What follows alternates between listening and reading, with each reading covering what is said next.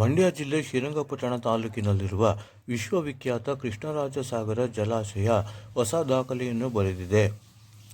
ಈ ಹಿಂದಿನ ವರ್ಷಗಳಿಗೆ ಹೋಲಿಕೆ ಮಾಡಿದಲ್ಲಿ ಇಷ್ಟು ಬೇಗನೆ ಜಲಾಶಯ ಯಾವ ವರ್ಷದಲ್ಲಿಯೂ ತುಂಬಿರಲಿಲ್ಲ. ಆದರೆ 2025ರ ಜೂನ್ ತಿಂಗಳಿನಲ್ಲಿ ಜಲಾಶಯ ಭರ್ತಿಯಾಗುವ ಮೂಲಕ ಇತಿಹಾಸವನ್ನು ಸೃಷ್ಟಿಸಿದೆ. ಕಳೆದ ವರ್ಷಕ್ಕೆ ಹೋಲಿಕೆ ಮಾಡಿದರೆ ಆಗಸ್ಟ್ ತಿಂಗಳ ಆಜುಬಾಜಿನಲ್ಲಿ ಜಲಾಶಯ ಭರ್ತಿಯಾಗುತ್ತಿತ್ತು. ಈ ಬಾರಿ ಮುಂಗಾರು ಬಹುಬೇಗನೆ ಬಂದ ಕಾರಣ ಕೃಷ್ಣರಾಜಸಾಗರ ಜಲಾಶಯ ಸೇರಿದಂತೆ ರಾಜ್ಯದ ಇನ್ನಿತರ ಜಲಾಶಯಗಳು ಶೀಘ್ರದಲ್ಲಿಯೇ ಭರ್ತಿಯಾಗಿದೆ. ಕೊಡಗು, ನಾಪೋಕ್ಲು ಸುತ್ತಮುತ್ತ ಭಾರೀ ಮಳೆ ಬಿದ್ದಿದ್ದು, ಈ ಹಿನ್ನೆಲೆಯಲ್ಲಿ ಜಲಾಶಯಕ್ಕೆ ಒಳಹರಿವಿನ ಪ್ರಮಾಣದಲ್ಲಿ ಭಾರೀ ಏರಿಕೆ ಕಂಡುಬಂದಿದೆ. ರಾಜ್ಯಾದ್ಯಂತ ಪ್ರತಿ ಜಿಲ್ಲೆಗಳಲ್ಲಿ ಭಾರೀ ಮಳೆ ಬೀಳುತ್ತಿರುವ ಕಾರಣ ರಾಜ್ಯದ ಎಲ್ಲ ಜಲಾಶಯಗಳು ಮೈದುಂಬಿಕೊಂಡಿದೆ. ಜಲಾಶಯದ ಒಳಹರಿವಿನ ಪ್ರಮಾಣದಲ್ಲಿ ಕಳೆದ ವರ್ಷಕ್ಕೆ ಹೋಲಿಕೆ ಮಾಡಿದರೆ ಈ ವರ್ಷ ಭಾರೀ ಏರಿಕೆ ಕಂಡುಬಂದಿದ್ದು, ಜಲಾಶಯಕ್ಕೆ ಹೆಚ್ಚಿನ ಪ್ರಮಾಣದಲ್ಲಿ ನೀರು ಹರಿದು ಬರುತ್ತಿದೆ. ಅಂತೆಯೇ ಜಲಾಶಯದಿಂದಲೂ ಕೂಡ ಹೆಚ್ಚಿನ ಪ್ರಮಾಣದಲ್ಲಿ ನೀರನ್ನು ನದಿಗಳಿಗೆ ಬಿಡಲಾಗುತ್ತಿದೆ. ಹೇಮಾವತಿ, ಹಾರಂಗಿ, ಆಲಮಟ್ಟಿ, ಕಬಿನಿ, ಕೃಷ್ಣರಾಜಸಾಗರ ಜಲಾಶಯ ಸೇರಿದಂತೆ ರಾಜ್ಯದ ಇನ್ನಿತರ ಜಲಾಶಯಗಳಲ್ಲಿಯೂ ನೀರಿನ ಒಳಹರಿವಿನ ಪ್ರಮಾಣದಲ್ಲಿ ಈ ಭಾರೀ ಏರಿಕೆ ಕಂಡುಬಂದಿದೆ.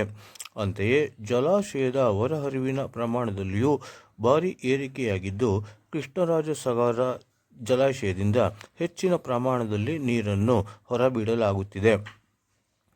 ಕೃಷ್ಣರಾಜಸಾಗರ ಜಲಾಶಯದ ಗರಿಷ್ಠ ಮಟ್ಟ 124.80 ಅಡಿಯಾಗಿದ್ದು, ಅದು ಇಂದು 123.50 ಅಡಿಗೂ ಹೆಚ್ಚಾಗಿತ್ತು.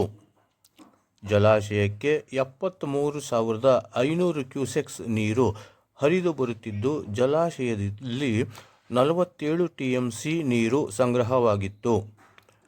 ಜಲಾಶಯದಲ್ಲಿ 49 ಟಿಎಂಸಿ ನೀರನ್ನು ಸಂಗ್ರಹಿಸುವ ಪ್ರಮಾಣ ಹೊಂದಿದ್ದು, ಅದು ಇಂದು 47 ಟಿಎಂಸಿಗೆ ಏರಿಕೆಯಾಗಿತ್ತು. ಇನ್ನು 2 ಟಿಎಂಸಿ ನೀರು ಬಂದರೆ ಜಲಾಶಯ ಸಂಪೂರ್ಣವಾಗಿ ಭರ್ತಿಯಾಗಲಿದೆ. ಜಲಾಶಯಕ್ಕೆ ನೀರಿನ ಒಳಹರಿವು ಹೆಚ್ಚಾಗುತ್ತಿರುವ ಹಿನ್ನೆಲೆಯಲ್ಲಿ 50,000 ಕ್ಯೂಸೆಕ್ಸ್ ನೀರನ್ನು ಹೊರಬಿಡಲಾಗುತ್ತಿದ್ದು, ಇದರಿಂದ ಕಾವೇರಿ ನದಿ ಮೈದುಂಬಿಕೊಂಡಿದೆ. ಭಾರೀ ಪ್ರಮಾಣದಲ್ಲಿ ನದಿಗೆ ನೀರು ಹರಿಯಬಿಟ್ಟಿರುವುದರಿಂದ ಕಾವೇರಿ ನದಿಯ ಸೊಬಗು ಹೆಚ್ಚಾಗಿದೆ. ಇದರ ರಮಣೀಯ ಮನಮೋಹಕ ದೃಶ್ಯಗಳನ್ನು ಕಣ್ತುಂಬಿಕೊಳ್ಳಲು ಸಾವಿರಾರು ಸಂಖ್ಯೆಯಲ್ಲಿ ಜನರು ನದಿಯ ದಂಡೆ ಬಳಿ ಸೇರುತ್ತಿದ್ದಾರೆ. ಈ ರಮಣೀಯ, ಸುಂದರ, ಮನಮೋಹಕ ದೃಶ್ಯಗಳ ಜೊತೆ ಸೆಲ್ಫಿ ತೆಗೆದುಕೊಂಡು ಅದನ್ನು ಇತರರಿಗೆ ಶೇರ್ ಮಾಡುವ ಮೂಲಕ ತಮ್ಮ ಸಂತಸವನ್ನು ಕೂಡ ಪ್ರವಾಸಿಗರು ಹಂಚಿಕೊಳ್ಳುತ್ತಿದ್ದಾರೆ. ಕಳೆದ 93 ವರ್ಷಗಳಿಗೆ ಹೋಲಿಕೆ ಮಾಡಿದರೆ ಇದೇ ಮೊದಲ ಬಾರಿಗೆ ಇಷ್ಟು ಬೇಗನೆ ಜಲಾಶಯ ಸಂಪೂರ್ಣವಾಗಿ ಭರ್ತಿಯಾಗಿ ಇತಿಹಾಸ ಸೃಷ್ಟಿಸಿದೆ. ಹಾಗಾಗಿ ಕಾವೇರಿ ನದಿಯ ಸೊಬಗು ಪ್ರವಾಸಿಗರನ್ನು ತನ್ನತ್ತ ಆಕರ್ಷಿಸುತ್ತಿದೆ. ಶ್ರೀರಂಗಪಟ್ಟಣದ ಸೇತುವೆ ಬಳಿ ಜನರು ಸೇರುತ್ತಿದ್ದಾರೆ. ನದಿಯ ಸುಂದರ ರಮಣೀಯ ದೃಶ್ಯಗಳನ್ನು ತಮ್ಮ ಮೊಬೈಲ್ಗಳಲ್ಲಿ ಕ್ಲಿಕ್ಕಿಸಿಕೊಳ್ಳುತ್ತಿದ್ದಾರೆ. ಮತ್ತೊಂದೆಡೆ ಮಹದೇವಪುರದಲ್ಲಿಯೂ ನದಿಯ ಸೊಬಗು ಜನರನ್ನು ತನ್ನತ್ತ ಆಕರ್ಷಿಸುತ್ತಿದೆ. ಕಾರು, ಸ್ಕೂಟರ್ ಸೇರಿದಂತೆ ಇನ್ನಿತರ ವಾಹನಗಳಲ್ಲಿ ಸಂಚರಿಸುವ ಪ್ರವಾಸಿಗರು ತಮ್ಮ ವಾಹನಗಳನ್ನು ನಿಲ್ಲಿಸಿ ನದಿಯ ಸೊಬಗನ್ನು ಸವಿಯುತ್ತಿದ್ದಾರೆ.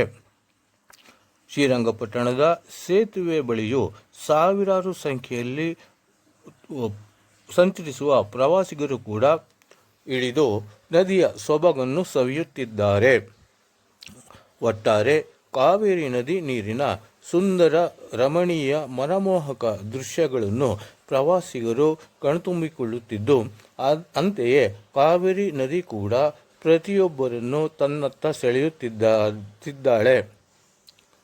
ಜೂನ್ 30ರಂದು ಮುಖ್ಯಮಂತ್ರಿ ಸಿದ್ದರಾಮಯ್ಯ ಅವರು ಕೃಷ್ಣರಾಜಸಾಗರಕ್ಕೆ ಬಾಗಿನ ಅರ್ಪಿಸಲಿದ್ದಾರೆ. ಅಂತೆಯೇ ಜಿಲ್ಲಾಡಳಿತ ಕೂಡ ಮುಖ್ಯಮಂತ್ರಿಗಳ ಬಾಗಿನ ಅರ್ಪಣೆ ಕಾರ್ಯಕ್ರಮಕ್ಕೆ ಸಕಲ ಸಿದ್ಧತೆಯಲ್ಲಿ ತೊಡಗಿದೆ. ಒಟ್ಟಾರೆ ಈ ಬಾರಿ ರಾಜ್ಯದ ಪ್ರತಿಯೊಂದು ಕಡೆಯೂ ಭಾರೀ ಮಳೆಯಾಗುತ್ತಿದ್ದು, ಇದರಿಂದ ಕೃಷಿ ಚಟುವಟಿಕೆಗಳು ಕೂಡ ಹೆಚ್ಚಾಗಿದೆ. ರೈತರ ಮೊಗದಲ್ಲಿ ಮಂದಹಾಸ ಮೂಡಿದ್ದು, ರೈತರು ಕೃಷಿ ಚಟುವಟಿಕೆಯಲ್ಲಿ ಉತ್ಸಾಹದಿಂದ ಪಾಲ್ಗೊಳ್ಳುತ್ತಿದ್ದಾರೆ. ಪ್ರತಿಯೊಬ್ಬ ರೈತರು ಕೂಡ ಕೃಷಿ ಚಟುವಟಿಕೆಯಲ್ಲಿ ತೊಡಗುತ್ತಿದ್ದು, ಇದರಿಂದ ಈ ಬಾರಿ ಬೆಳೆ ಭಾರೀ ಬಂಪರ್ ಆಗುವ ಸಾಧ್ಯತೆ ಇದೆ. ಒಟ್ಟಾರೆ 93 ವರ್ಷಗಳಿಂದ